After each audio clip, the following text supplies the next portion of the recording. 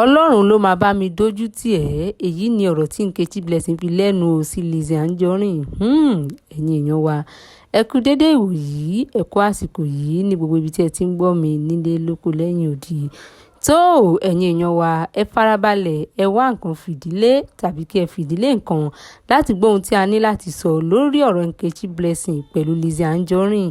Ẹ̀yin èèyàn, tí ẹ kò bá gbàgbé nígbà kan rí, òní Lizzy Anjorin jáde tó wá bú Nkechi Blessing, tó bú ìyá rẹ̀ èyí tí ó ti kú, tó sọ ọ̀pọ̀lọpọ̀ sí Nkechi Blessing, tó ṣẹ́ ọ̀pọ̀lọpọ̀ ìpè fún Nkechi Blessing, tó sọ fún Nkechi Blessing wípé òun máa dójú tì í, òun máa fọ́ ẹ̀yẹ́ bò ó, pé kí ni ìdí tí Nkechi Blessing tó fi ń bá àwọn ọ̀tá òun ṣe, kí ni ìdí tí Nkechi Blessing tó fi ń bá Ìyábọ̀ Òjó rìn, tó ń bá Tóyìn Abraham rìn.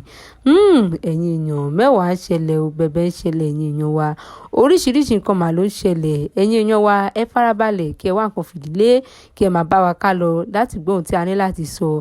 Nítorí ní báyìí, Nkechi Blessing máa ti bínú jáde, ó sun ẹkún, ó sẹ́ ọ̀pọ̀lọpọ̀ ìpè, ó ní wípé ọlọ́run ló máa bá òun dójú tì Lizzy Anjorin. Ó ṣẹ́ ìpè ńláńlá tó ní wípé gbogbo ọmọ tí Lizzy Anjorin bá bí pátápátá ló máa fọwọ́ ara rẹ̀ ló máa fi gbé wọn sin padà.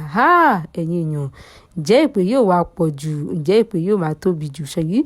Ṣùgbọ́n tí ẹ bá rántí o, Lizzy Anjorin ló ti kọ́kọ́ ṣẹ́ ọ̀pọ̀lọpọ̀ ìpè síwájú, ló ti sọ ọ̀pọ̀lọpọ̀ ọ̀rọ̀, ṣùgbọ́n ọ̀rọ̀ yìí ó dàbí pé kò bá Nkechi Blessing níbi tí ó ti dá. Ó dùn Nkechi Blessing gidi gan ni, nítorí wípé ṣe ni wípé Nkechi Blessing jáde tó ń sunkún, tó ń ṣẹ́ ìpè kíkorò.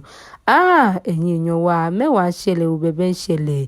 Lákọ̀ọ́kọ́ náà, kí ni ẹ̀yin rò wípé ó ṣẹlẹ̀ tí Lizzy Anjorin fi ṣẹ́ ìpè fún Nkechi Blessing, tàbí tó fi sọ wípé Nkechi Blessing ò ní àǹfààní láti bá Ìyábọ̀ Òjó rìn tàbí láti bá Tóyìn Abraham ṣe papọ̀? Kí ni ìdí tí ẹ rò wípé Lizzy Anjorin ṣe sọ ọ̀rọ̀ yìí, àbí kí ni ẹ rò wípé ó bí Lizzy Anjorin nú èyí tó fi wá bá Nkechi Blessing fa wàhálà débi wípé Lizzy Anjorin sọ̀rọ̀ títí ó sọ̀rọ̀ kan ìyá Nkechi Blessing èyí tí ó ti kú. Ẹ̀yin èèyàn wa, oríṣiríṣi nǹkan ló ń ṣẹlẹ̀ o, nítorí ṣe ni Nkechi Blessing bínú tó ń sun ẹkún kíkorò náà ló ń ṣẹ́ ìpè tó ní wípé kí Lizzy Anjorin tó bá fẹ́ bá òun jà kó kọjú sí òun, pé ṣó fẹ́ lé olóore mọ́ òun ni tàbí ó fẹ́ lé aláàánú mọ́ òun, wípé kí ni ìdí tí Nkechi Blessing tí ó ṣe ń sọ̀rọ̀ sí ìyá òun tí ó ti kú, tó tún wá ń ṣẹ́ ìpè fún ọmọ òun tí ò mọ̀ nǹkan kan. Ó ní wípé kí ni òun ṣe fún Lizzy Anjorin tó fi wá ń ṣẹ́ ìpè fún òun. Ẹ̀yin èèyàn wa, oríṣiríṣi nǹkan mà ló ń ṣẹlẹ̀ o, mẹ́wàá ń ṣẹlẹ̀, ẹ̀yin èèyàn, bẹ̀bẹ̀ ń ṣẹlẹ̀ lórí ọ̀rọ̀ Nkechi Blessing pẹ̀lú Lizzy Anjorin. Kí ni ẹ̀yin èèyàn wa lérò? Ta lérò wípé ó jẹ̀bi láàrin àwọn méjèèjì yìí? Ǹjẹ́ rò wípé bí Lizzy Anjorin ṣe kọ́kọ́ jáde tó wá sọ̀rọ̀ sí Nkechi Blessing, ǹjẹ́ rò wípé ó tọ́nà? Ǹjẹ́ rò wípé ó dáa? Àbẹ́ rò wípé Lizzy Anjorin ó jẹ̀bi bí ó ṣe sọ pé Nkechi Blessing ò ní àǹfààní láti bá Ìyábọ̀ Òjó pẹ̀lú Tóyìn Abraham rìn?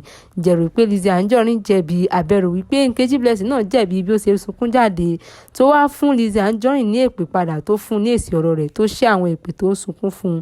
Ǹjẹ́ rò wípé ó dáa? Kí ni rò pé ó pa Nkechi Blessing ní ẹkún? Ẹ̀yin èèyàn wa, kí ni ìdí tí ẹ rò pé ó ṣe ń sunkún tó ń ṣẹ́ ìpè padà fún Lizzy Anjorin? Ẹ̀yin èèyàn wa, ọ̀rọ̀ yìí kọjá ibi tí a fi sí, ọ̀rọ̀ yìí pọ̀ gan ni, because a gbọ́dọ̀ sọ àwọn ọ̀rọ̀ èyí tí ó ṣẹlẹ̀ tán láàrin àwọn méjèèjì yìí. Tó ẹ̀yin èèyàn wa, lórí ọ̀rọ̀ Nkechi Blessing pẹ̀lú Lizzy Anjorin, kí ni ẹ̀yin èèyàn lérò pé ó ṣẹlẹ̀ láàrin àwọn méjèèjì yìí?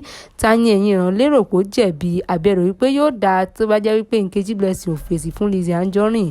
Ẹni tí ẹ bá rò pé ó jẹ̀bi láàrin àwọn méjèèjì yìí, ẹ̀yin èèyàn wa, ẹ jẹ́ ká pàdé ní comment section kí a lè fomi jomi tó rọrọ̀ lórí ọ̀rọ̀ àwọn méjèèjì yìí, kí a lè gbọ́ ohun tí ẹ rò lọ́kàn lórí ọ̀rọ̀ wọn, kí a lè sọ̀rọ̀ nípa rẹ̀. Tó ẹ̀yin èèyàn wa, kẹ́ ẹ ní ọjọ́ tí ó dára. Ó dàbọ̀.